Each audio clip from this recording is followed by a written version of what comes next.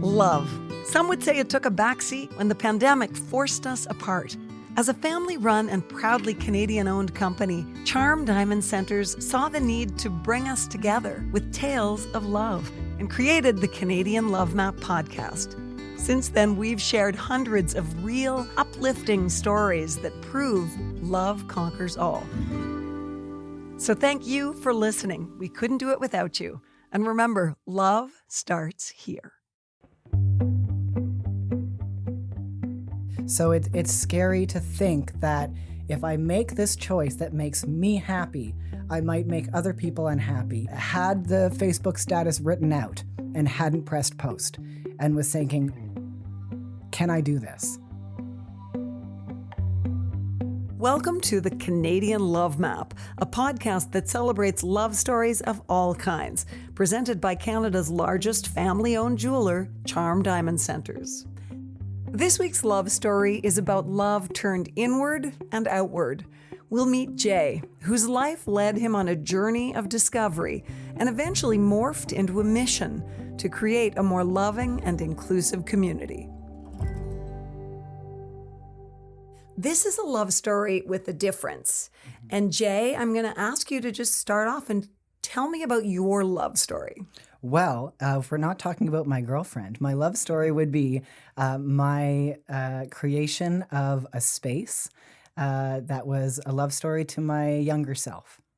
Okay, so let's go back and have you tell me your story. Because it seems to me that as much as people don't feel comfortable with the expression self-love, it's true that, we end up there eventually looking in the mirror and going, okay, I've got to learn to really like this person in the mirror. Yeah. And I gather that was a big part of your story. Yeah, I'm 37 years old. I've come a long way in discovering myself. So about 11 years ago, I recognized that there was something different about me, really, and it probably started at the age of 4. But I went on a journey to find myself as a transgender man. And I think really someone's journey with gender in particular has very little, and I've said this before, it has very little to do with changing who you are and everything to do with giving your space to bloom into the person you were always meant to be. And so when you can't sometimes find that space at home as a youth or maybe even at school, you need that space. So when I was young, we didn't have the language at home. I grew up in quite a religious setting. School was a place where I constantly got bullied. Where I was safe was my mom's small business. She created an art program in Fall River where she taught art after school and Monday nights. And that is the space where I was. That is the space where my bullies were. But she was the curator and she was the bodyguard of that. So there was no bullying that happened in my mom's art class because she led in a way that wouldn't allow it. What was it, if you can identify a moment or a series of things that brought you to a real comfort level with yourself? Yeah, I mean, it was probably about 2010, 2011, where I coughed so bad in a cold that I had that I cracked a rib.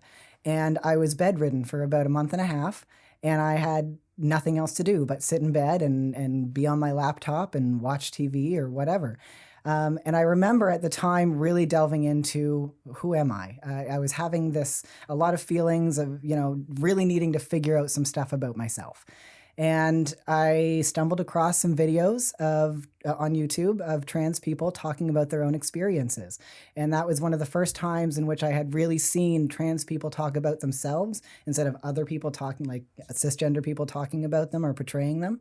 So a light bulb went off and I started to really just soak in a whole bunch of information. And I could have watched anything, during that time. I could have watched cartoons, but I decided and I needed to watch that content. It was certainly a way I had felt all my life, and it just took seeing other people talk about their own experiences for it to click with me. And I know that it was out of a sense of, I need to do this because there is no other option for me. I must go forward this way. This is who I am. And so there's a lot of interior work that trans people do inside. Because a lot of people might have thought, oh, wow, that's really sudden, when I came out in 2011, not realizing there was decades of interior work. It's scary to put yourself out there. So it's scary to think that if I make this choice that makes me happy, I might make other people unhappy. And you worry about what other people think, and it takes a long time to get to a space where you're going to say, this is who I am, whether somebody likes it or not. The people who love me will stay. The rest don't matter. It takes a while to get there. And so I remember being in that space that was terrifying, had the Facebook status written out and hadn't pressed post and was thinking, can I do this? So it seems to me that was a decade ago. Mm-hmm. And from my perspective, there's been such a tectonic shift since then. Yeah. You must have a very interesting perspective on how things have changed since you came out. Yeah. Oh, for sure. There has been a lot of awareness, and a lot of good things have come out of that awareness, because we see some gaps in services and in society's point of view. And, it's just good that more people understand that we've always been here. Trans people have been in existence for thousands of years. And it's just, growing up in a space where we might not have had the language and the knowledge, when we were younger. But you're right, there was such an outpouring of information in recent years that it took that outpouring. It took those people making those videos for me to see it and do the same. You know what occurs to me? I think a lot of people who don't have experience with friends or loved ones who are trans want it to be explained to them if they're open-minded. Sure. They want it to be explained to them. Yeah. But it's probably similar to people of color saying, it's not my job to explain racism to you. Yeah. That's your job to figure it out. Well, and that's right. Just because someone's trans doesn't make them an educator. I have found myself in that role quite a few times, but I think it's because I'm happy being an educator. So for me, I'm okay with doing that, but you're right.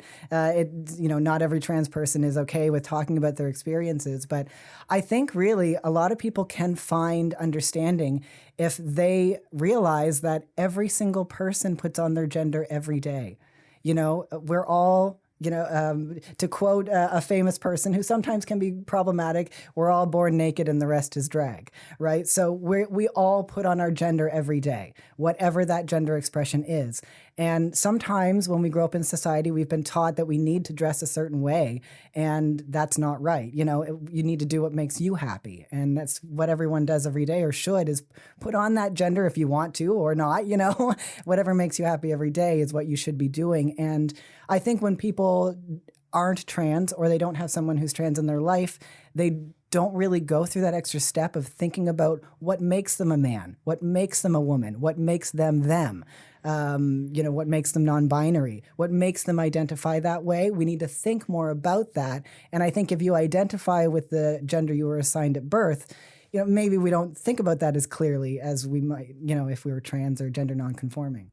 You're making me think about how my mother had to struggle to get me to wear a skirt when I was a kid. Yeah. I only wanted to be in slacks. Yes. But yeah, that's just a great example.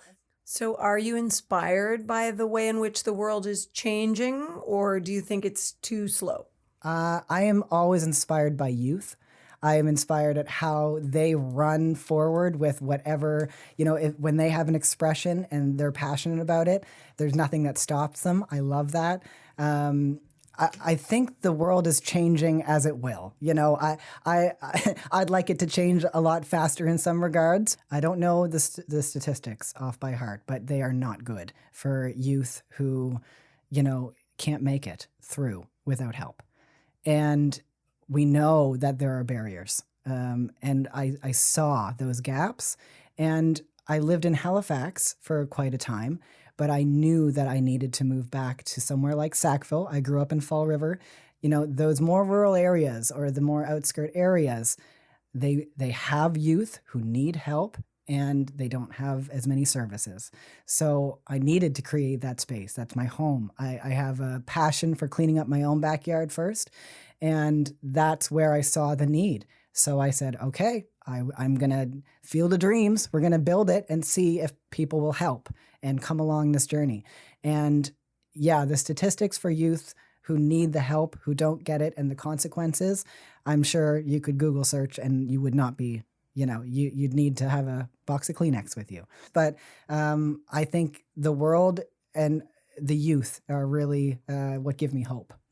Okay, back to the love story. How did your relationship with yourself change when you changed? Yeah, I mean, it's a whole learning curve dealing with society and privilege. I worked in geeky and comic book shops much of my life. And for a lot of those times, I was female presenting. And so anytime someone would go into those stores, whether it was video games, comic books, magic cards, what have you, I was assumed not to know very much.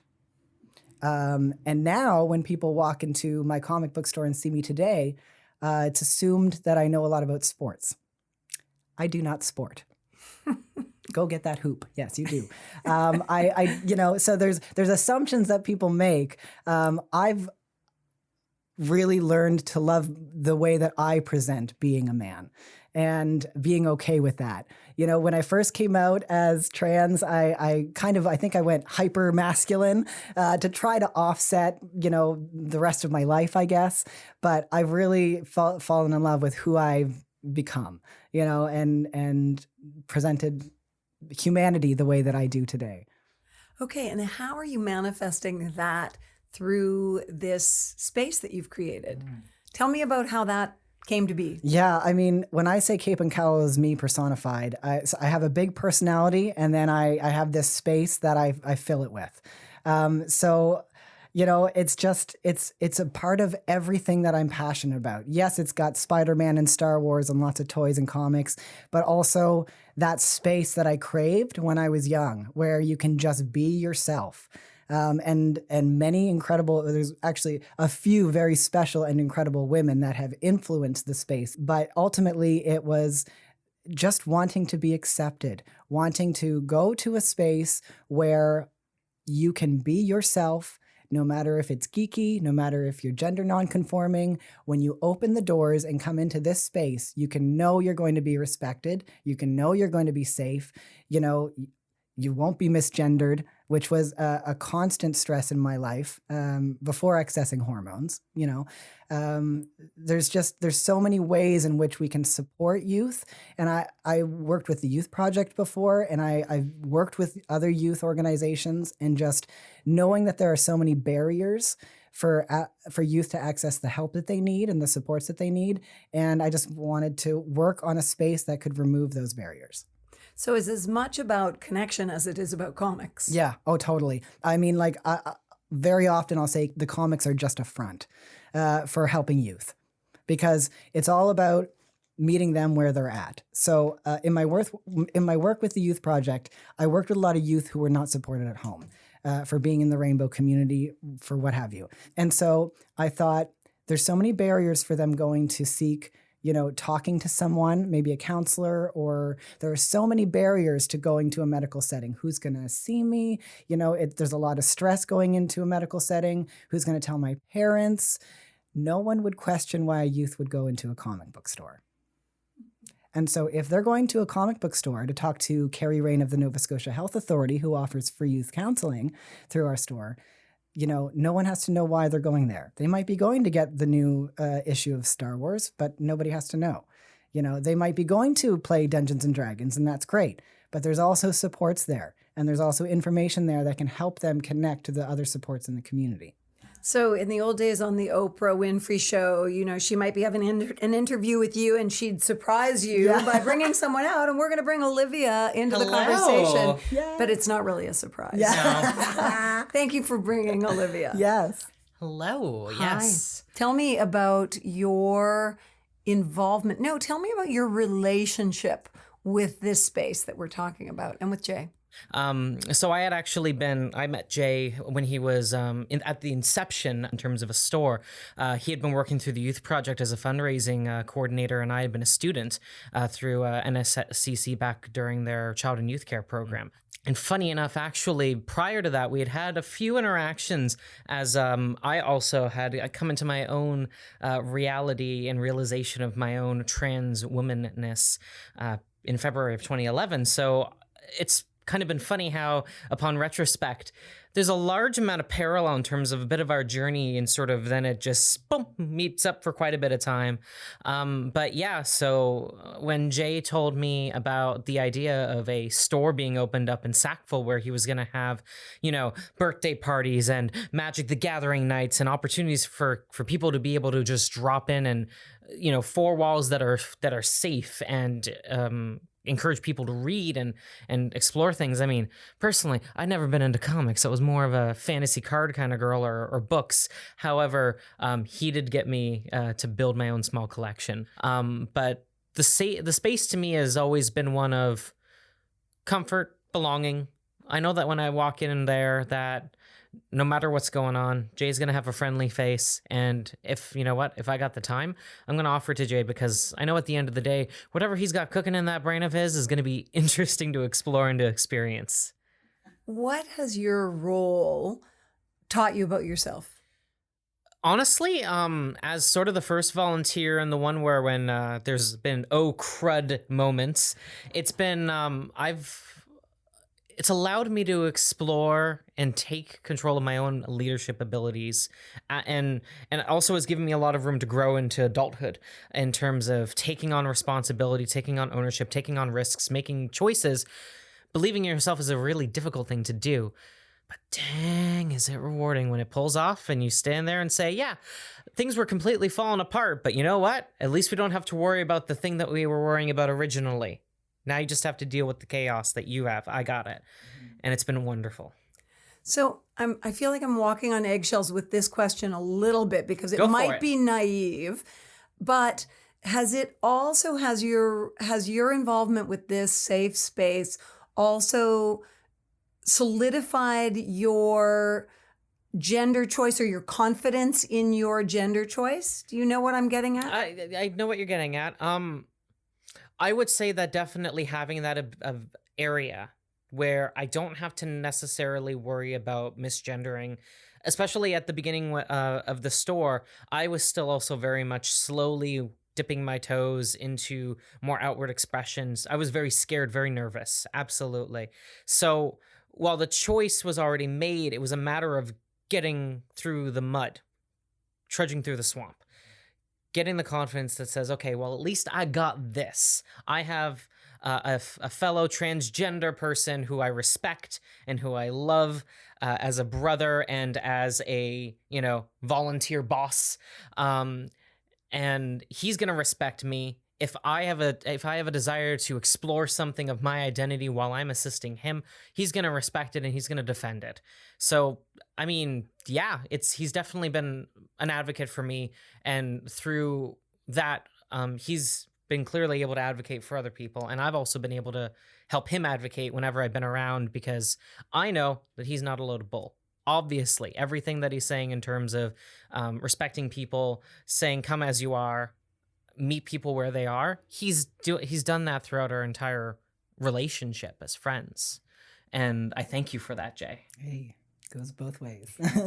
It seems like, in a way, it's a world that is completely different than social media today, that so many young people would experience as social media, where they're so concerned about how they're being judged and looking just the right way and presenting that perfect image that they expect people will respond to. And it sounds to me like you're creating a space that is the flip side of that. Yeah. I think if you always are focusing on those superficial things, you're not giving yourself room to know yourself. So I think giving yourself the space to get messy sometimes, or try something out, even if it's not what you're going to stick with, like just be open, and it's okay. Like that's what Cape and Cowl is supposed to be, like a non-judgmental zone where you can just get a little messy, and just figure yourself out, and we got you. We got your back. Okay, so you mentioned Dungeons and Dragons, and I'm really intrigued by what you're doing with autistic youth. Yes. With that game. Now, I don't understand that game well, so you got to keep it high level for me. Absolutely. But tell me about this program that you're running. So it's a program that Autism Nova Scotia runs, but I'm happy to support them with the Drop-In Center. And so Dungeons and Dragons is a role-playing game. So you have one game master who's like the puppet master and the tale weaver, and then you have a bunch of youth who are sitting around a table playing their roles, and they get to choose who they want to be. A lot of the times it's a fantasy setting, so you'll have elves and dwarves and trolls and all of these fun creatures, and they go on an adventure together. Now, what's wonderful with Autism Nova Scotia is they've recognized that Dungeons and Dragons is particularly good for youth with autism in helping them work on their social skills and working together, giving each other eye contact, taking turns, all of the aspects that incorporate into Dungeons and Dragons support people with autism. And it's really interesting. There's quite a number of articles and studies done to show this. It's really cool. And do you see a difference in these kids as they, go through the weeks coming back? Absolutely, yes. Back when we first started, the program runners and I would have literal tearful conversations, seeing the very quick transformation in these youth who would walk in and not be able to show any eye contact, or say anything to me, and weeks later would bright-eyed and boisterously come into the store, saying, "Hey, Jay, we're ready to be back, and the next adventure is coming, and we're going to slay that dragon and get that gold." And yeah, it's so amazing to see the transformation, because it empowers them. Their point of view in this game matters. What they do in any situation matters to the team. So it's just really cool to see that. It also seems to me, though, that seeing that shift empowers you. Oh, yeah. And in your purpose. Oh, totally. And if you had to state a purpose, what would you say that yours is? Oh, lifting people up. It really is about that, because I love surrounding myself with the comic shop every day and all of the activities that go on there. It's a wonderful place to be and feel that energy, but to really see how we can affect the community and the youth in particular. I don't know what it is. I've always been involved with youth, and I love seeing them light up, and I love lifting them up and just giving them that confidence. Awesome. Well, Thank you so much to both of you for joining us today. Thank you for your interest. Yeah. Great story. Thanks so much for listening to the Canadian Love Map. If you love us, please subscribe and share. We'll be back next week with another love story to add to the map. This podcast is brought to you by Charm Diamond Centers, Canada's largest family-owned jewelry store. They are proud to be putting love on the map, and the staff at Charm Diamond Centers are thrilled to be a part of your love story too. So visit charmdiamondcenters.com or one of your local stores. Love starts here. This podcast is made possible by Charm Diamond Centers. It's hosted by me, Nancy Regan, and is produced and distributed by Podstarter.